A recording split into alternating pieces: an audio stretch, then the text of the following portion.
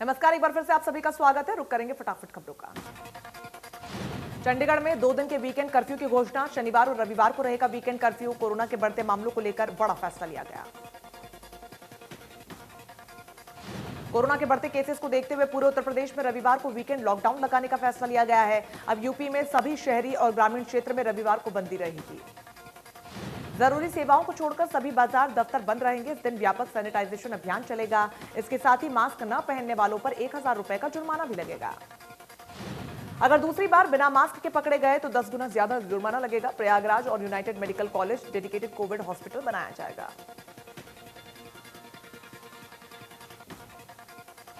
स्वास्थ्य मंत्री अनिल विज ने कहा कि हरियाणा में अभी नहीं लगेगा वीकेंड लॉकडाउन। स्थिति पर लगातार नजर बनाए हुए हैं। किसानों पर मिशन क्लीन को लेकर चल रही खबरों पर अनिल विज ने लगाया पुनर्विचार। सीएम ने किसानों से की है अपील कि कोरोना की वजह से स्थगित करें आंदोलन। देश भर में कोरोना महामारी के मामलों में लगातार बढ़ोतरी हो रही है। 24 घंटे की बात करें 2 लाख से ज्यादा मामले सामने आए। 1000 से ज्यादा मरीजों की जान चली गई। 1,25,000 से ज्यादा मरीज रिकवर भी हुए हैं। कांग्रेस नेता राहुल गांधी ने ट्वीट कर एक बार फिर केंद्र सरकार पर निशाना साधा है। लिखा कि तुगलकी लॉकडाउन लगाओ, घंटी बजाओ, प्रभु गुण गाओ, यही है केंद्र की कोविड रणनीति। दिल्ली में कोरोना के बढ़ते वायरस के बीच केंद्रीय स्वास्थ्य मंत्री डॉक्टर हर्षवर्धन ने एम्स के ट्रॉमा सेंटर का दौरा कर वहां स्वास्थ्य सुविधाओं का जायजा लिया। इस दौरान उनके साथ एम्स के निदेशक डॉक्टर रणदीप गुलेरिया भी मौजूद रहे। डॉक्टर हर्षवर्धन ने एम्स के डॉक्टर से बात की और मौजूदा हालात और चुनौतियों पर चर्चा की। एम्स के डॉक्टर से चर्चा में यह बात सामने आई है कि मौजूदा हालात को देखते हुए मेडिकल स्टाफ कम पड़ रहे हैं। एम्स को स्टाफ की जरूरत है। ऑक्सीजन की उपलब्धता और कोरोना संक्रमण को लेकर भी चर्चा हुई। कोरोना के बढ़ते मामलों को लेकर केंद्रीय स्वास्थ्य मंत्री डॉक्टर हर्षवर्धन ने चिंता जाहिर की है। कहा कि कोरोना के मामले तेजी से बढ़ रहे हैं और यही वजह है कि अस्पताल में बिस्तरों की संख्या भी तेजी से बढ़ रही है। केंद्रीय स्वास्थ्य मंत्री ने कहा कि हम सिस्टम को सुधार करने के लिए पूरी तरीके से तैयार हैं, लगातार कोशिश भी कर रहे हैं। हमें धैर्य और साहस के साथ काम लेना है। डॉक्टर हर्षवर्धन ने कहा कि सरकार के पास कोरोना को लेकर 1 साल का अनुभव है, इसीलिए कोरोना की लड़ाई के खिलाफ पहले से ज्यादा तैयार हैं। मरीजों और रिश्तेदारों को सकारात्मक माहौल देने की जरूरत। केंद्रीय स्वास्थ्य मंत्री ने कहा कि समाज में कोरोना वायरस को लेकर लापरवाही बढ़ती जा रही है, लेकिन हमें धैर्य और साहस के साथ काम करते जाना है। सीबीआई के पूर्व डायरेक्टर रंजीत सिन्हा की कोरोना से मौत हो गई। रंजीत सिन्हा का दिल्ली में निधन हो गया। रंजीत सिन्हा 1974 बिहार कैडर के आईपीएस अफसर थे। कांग्रेस नेता रणदीप सिंह सुरजेवाला कोरोना पॉजिटिव हो गए हैं। सुरजेवाला ने ट्वीट कर ये जानकारी दी। लिखा कि बीते 5 दिनों में जो भी कोई संपर्क में आया हो वो खुद आइसोलेट हो ले और जरूरी सावधानी बरते। कोरोना के बढ़ते कहर को देखते हुए दिल्ली में लाल किला, कुतुब मीनार समेत एएसआई की सभी ऐतिहासिक धरोहरों को बंद कर दिया गया। 15 मई तक के लिए ऐतिहासिक धरोहरों पर ताला लगा। शिक्षा मंत्री कंवरपाल गुर्जर का कहना है कि प्रदेश में लॉकडाउन की अभी जरूरत नहीं, ना ही स्थिति कोई ऐसी है। हमारा प्रयास है कि नियमों का पालन करके हालात को कंट्रोल में करें। शिक्षा मंत्री ने कहा कि अगर प्रदेश में मरीजों की संख्या बढ़ती है तो सरकार उससे निपटने के लिए तैयार। अस्पतालों में बेड की पूरी व्यवस्था। मुख्यमंत्री और स्वास्थ्य मंत्री हालात पर नजर बनाए हुए हैं। कंवरपाल गुर्जर ने कहा कि कोरोना के केस बढ़ रहे हैं, इसीलिए स्कूल बंद करना मजबूरी थी। 10वीं की परीक्षाएं भी इसीलिए स्थगित कर दी गई ताकि ज्यादा बच्चे आपस में संपर्क में न आए। निजी स्कूल प्रबंधकों के विरोध पर शिक्षा मंत्री ने कहा कि मानना या ना मानने वाली कोई बात नहीं है। ये कानून है, कानून सबके लिए बराबर है और जो कोई इस कानून को नहीं मानेगा उसके खिलाफ कार्रवाई की जाएगी।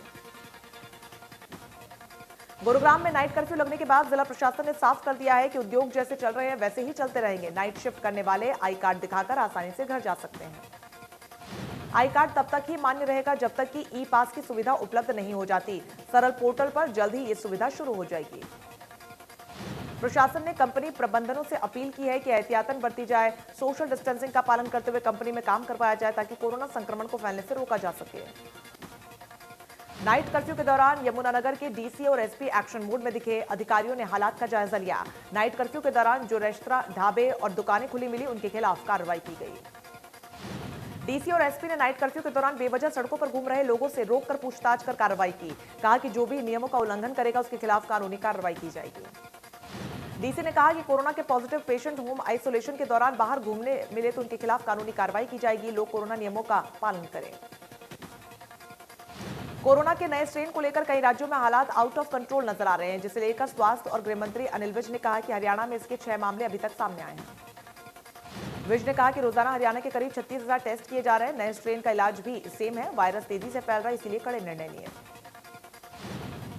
विज ने कहा कि हरियाणा में ऑक्सीजन, वेंटिलेटर और बेड्स की कमी नहीं है। अगर जरूरत पड़ी तो स्कूल, धर्मशाला को अस्पताल बना सकते हैं। इसको लेकर अधिकारियों को आदेश दिए गए। वैक्सीनेशन को लेकर बनी भ्रम की स्थिति पर विज ने कहा कि पहले विरोधियों ने लोगों को भ्रम में डाला था, लेकिन अब लोग सामने आ रहे हैं। सामाजिक संस्थाएं भी पूरा सहयोग कर रही हैं। बल्लभगढ़ में कैबिनेट मंत्री मूलचंद शर्मा ने सेक्टर 3 चौक से लेकर तिगाव रोड तक बनाए जाने वाली 4 लाइन सड़क, पार्क और मार्केट का दौरा किया। दुकानदारों और ग्राहकों ने कैबिनेट मंत्री को समस्याएं बताई।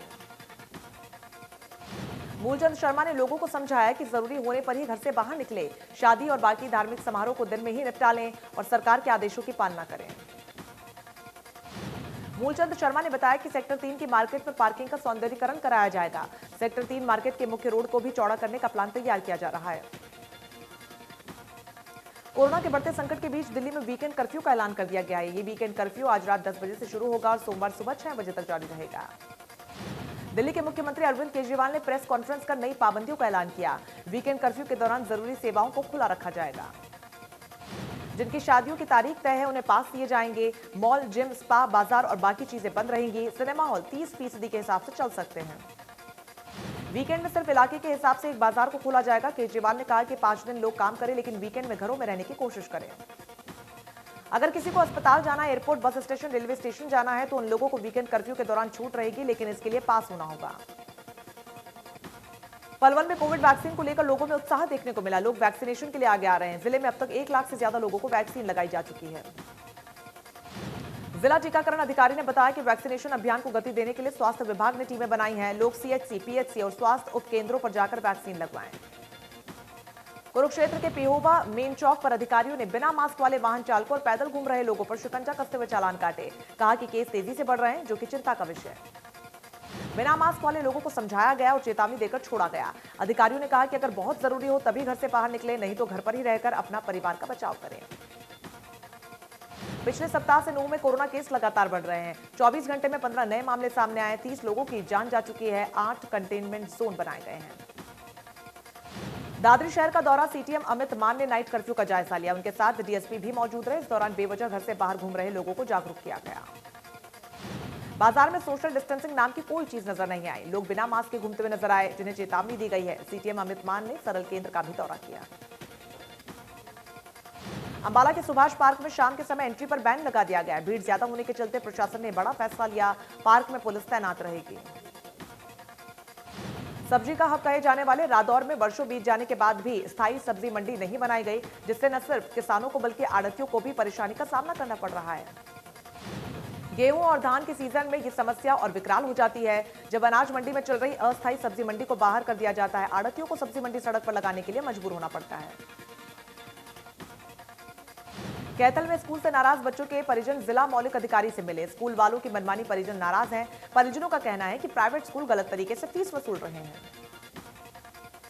कोरोना को गंभीरता से लेते हुए लोग सरकार की जारी की गई एडवाइजरी की पालना करने में लगे हुए हैं। डॉक्टर्स ने लोगों को फ्रिज में ठंडे पानी से परहेज करने की सलाह दी है, जिससे लोगों का रुझान मिट्टी के बने मटकों की तरफ बढ़ता जा रहा है। मटके बिकने से कुम्हार भी खुश नजर आए। कुम्हारों को उम्मीद है कि जिस तरीके से अब गर्मी बढ़ रही है और मटकों की डिमांड उठ रही है, उससे वो पिछले साल हुए नुकसान से उभर पाएंगे। पंचकुला में क्राइम ब्रांच ने पिस्तौल के बल पर लूट की वारदात को अंजाम देने वाले ड्राइवर सहित 5 आरोपियों को गिरफ्तार कर लिया है। आरोपियों ने रायपुर रानी इलाके में महिला से पिस्तौल और चाकू के बल पर लूट की थी। महिला के ड्राइवर और बेटे को गाड़ी से उतार दिया था। महिला को ले जाकर जंगल में फेंक दिया था।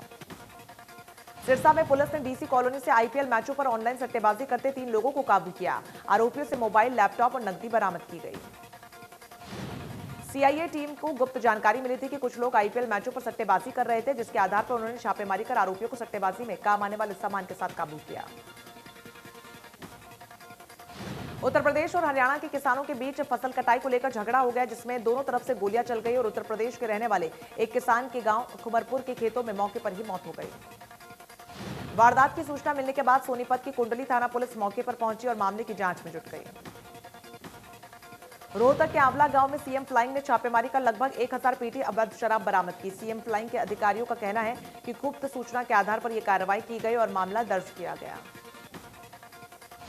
कोरोना के बढ़ते प्रकोप को लेकर औद्योगिक क्षेत्र से मजदूरों का पलायन शुरू हो गया है। मजदूरों का कहना है कि कोरोना के केस जिस तरीके से बढ़ रहे हैं, उसे देखते हुए सरकार ने सख्ती करना शुरू कर दिया है।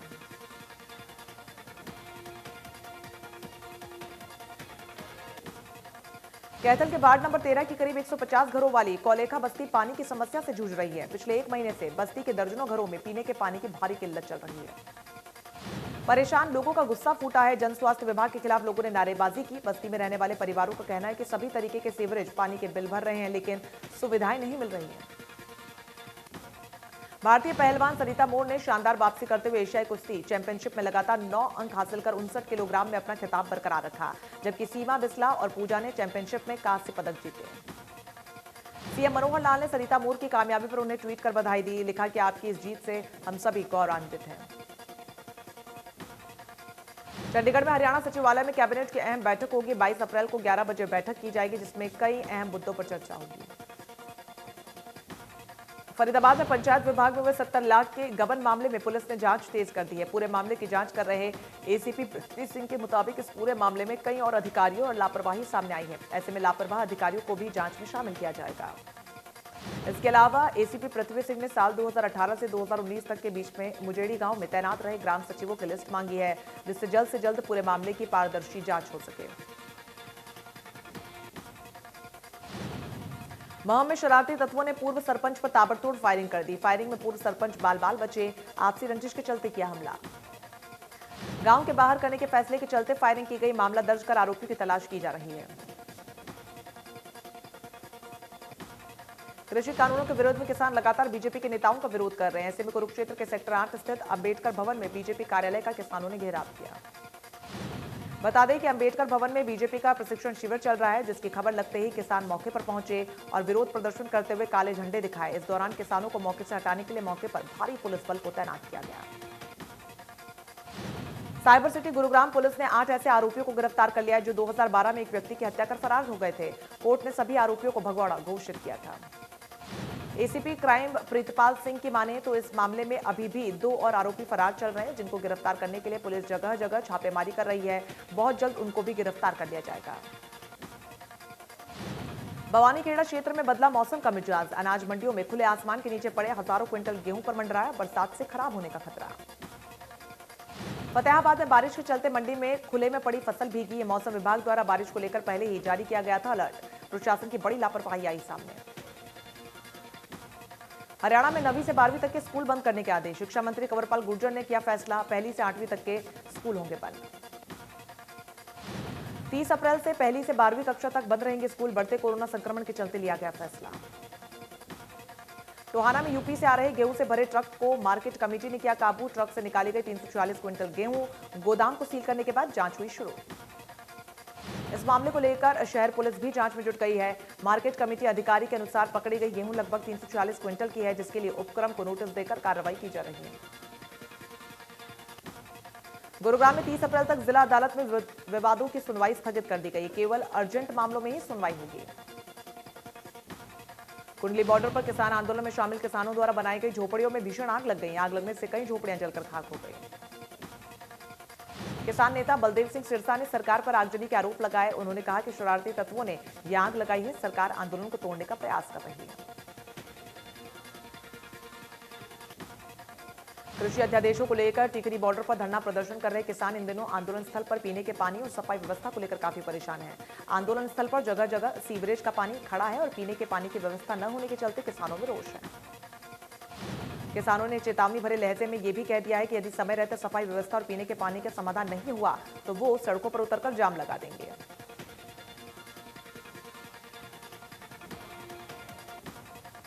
कैथल के गांव ससमोर में आग ने किसानों के खेतों में मचाया तांडव। 23 एकड़ गेहूं जलकर पूरी तरीके से हुई राख।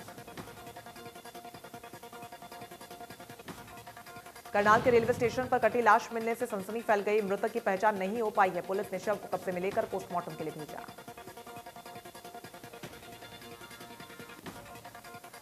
नूह के पिनगवा से गायब हुआ 18 वर्षीय लड़के का 9 दिन बाद भी कोई सुराग नहीं लग पाया। मामले में पुलिस के हाथ अभी तक खाली है। 18 वर्षीय साउंड बाजार में जाने की बात कहकर घर से निकला था, जिसके बाद वापस नहीं लौटा। परिजनों ने मामले की शिकायत पुलिस को दी। पंचकुला के सेक्टर 23 में डंपिंग ग्राउंड के मालखाने में रखी कई शराब की पेटियों को नष्ट कर दिया गया। 2014 से 2020 तक जितनी भी शराब पुलिस ने पकड़ी थी वो सभी पेटियां नष्ट की गई। पेटियां नष्ट करते वक्त पंचकुला के सेक्टर 5 के एसएचओ मौजूद रहे। करीब 8 ट्रॉलियां भरकर शराब की पेटियां लाई गई और जेसीबी की मदद से पेटियों को नष्ट कर दिया गया। उत्तराखंड में चल रहे महाकुंभ के कोरोना विस्फोट हुआ। 102 तीर्थयात्री और 20 साधु कोरोना संक्रमित पाए गए। मेले में कई धार्मिक संगठन के प्रमुखों ने कोरोना टेस्ट कराने से इनकार कर दिया था। महाकुंभ के दौरान कोरोना गाइडलाइंस का पालन नहीं किया गया। न तो ज्यादातर चेहरों पर मास्क दिखे और न ही सोशल डिस्टेंसिंग का पालन किया गया। कुंभ को लेकर उत्तराखंड सरकार ने साफ कर दिया है कि कोरोना के कहर के बीच कुंभ की अवधि में कोई कटौती नहीं होगी। कुंभ मेला समय सीमा पर ही खत्म होगा। निर्माणी अणी अखाड़ा के महामंडलेश्वर की कोरोना से मौत हो गई। हरिद्वार में कुंभ क्षेत्र में कोरोना की रफ्तार दिन प्रतिदिन बढ़ती ही जा रही है।